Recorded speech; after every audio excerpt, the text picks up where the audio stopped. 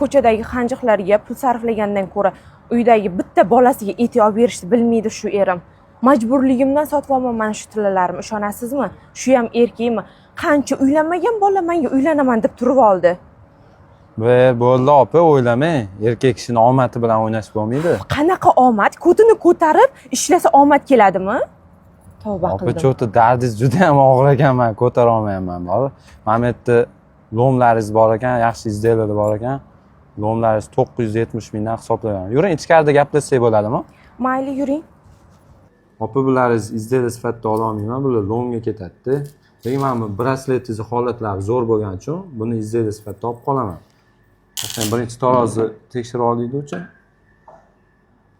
Tarozim to'g'ri ekan. Mana tekshirib olgan yaxshi-da.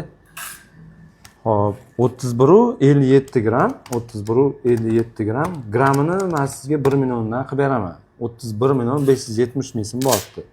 Mana bu lomlaringizni mana bu yerda kichkina ko'zi bor ekan, bu bunaqa gram chiqmaydi, o'shaning uchun minus qilmayman.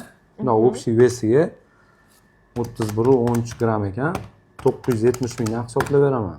Shunda 31 million 570 mingdan qo'shsa, ikkalasi 61 million 766 ming chiqyapti. Men sizga tekis 62 million so'm qilib beraman. Ozgina qo'shing. Aytdim-ku, bolalarim o'zim boqayotgan, erim ahvoli shu bo'lsa, ozgina qo'shing. Oson emas-da, o'zi bilasiz-ku, oilani boqish.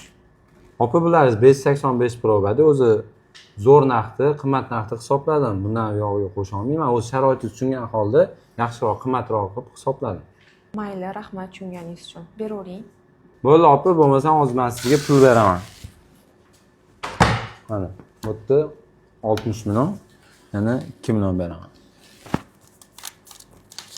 1, 2, 3, 4. Mana bu 2 million. Rahmat, charchamanglar. Hop, sog' bo'ling.